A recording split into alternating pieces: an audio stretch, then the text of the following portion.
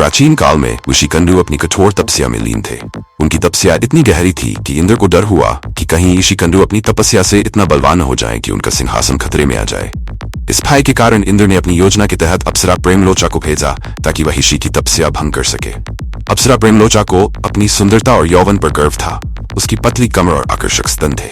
ऋषि के पराक्रम से अवगत अप्सरा चिंतित हो गई और इंद्र से मेनका, उर्वशी या रंबा को चुनने का अनुरोध किया। इंद्र उसे आश्वासन देते हैं कि इस कार्य में उसे कामदेव, वसंत और कोमल हवा द्वारा सहायता मिलेगी, जिस पर वह सहमत हो जाती है। वह उस जंगल में पहुंचती है जहां कंडु ऋषि ध्यान कर रहे थे। उसने नदी के तट पर खड़ी होकर मधुर गीत गाना शुरू किया। उसकी आवाज कोयल की मधुरता से भी अधिक मीठी थी। उस समय वसंत ने अपनी पूरी ताकत लगा दी। मलय पर्वत से बहने वाली हल्की शीतल हवा ने वातावरण को और भी मादक बना दिया। सुंदर पुष्प धीरे धीरे वृक्षों से गिरने लगे और कामदेव पुष्प में बाण लेकर उस मुनि के पास गए और उनके मन को व्याकुल कर दिया। ऋषिकंडु ने जब यह मधुर गीत सुना तो उनके मन में एक हलचल सी उठी। वह इस मधुर ध्वनि से प्रभावित होकर उस दिशा में चल पड़े जहां प्रेमलोचा खड़ी थी। प्रेमलोचा को देखकर वह आश्चर्य से प्रसन्न हो गया। उसकी आंखें चमक उठीं। उसके पूरे शरीर में भय का अनुभव हुआ। उसका ऊपरी वस्त्र नीचे गिर गया। वह पूरी तरह से परेशान हो गया। जब उसे उसके बारे में पूछा तो प्रेमलोचा ने स्वयं को उसकी दासी बताया तथा उसके आदेश का पालन करने को तैयार हो गई।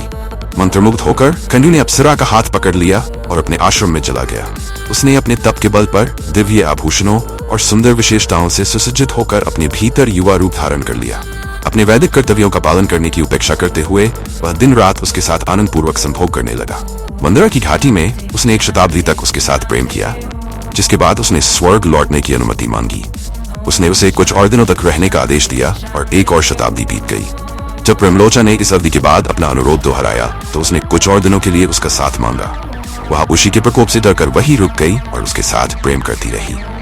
एक दिन जब ऋषिकंडु संध्या वंदन करने के लिए अपनी कुटिया से बाहर निकले तो प्रेमलोचा ने उन्हें बताया कि उनके आने के बाद से 907 वर्ष, 6 महीने और 3 दिन बीत चुके हैं। ये सुनकर ऋषिकंडु को आश्चर्य हुआ। उन्हें इस बात का एहसास हुआ कि उनकी तपस्या की शक्ति उनके भोग विलास के कारण नष्ट हो चुकी है।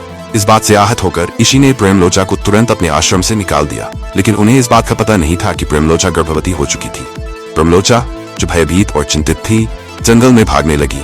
जब वह पेड़ों के बीच से भाग रही थी तभी उसके शरीर से पसीने के रूप में एक सुंदर कन्या का जन्म हुआ। पेड़ और चांदनी ने उस कन्या का पालन पोषण किया। इस कन्या का नाम मारिशा रखा गया, जो बाद में प्रचेतसों की पत्नी और दक्ष प्रजापति की माता बनी।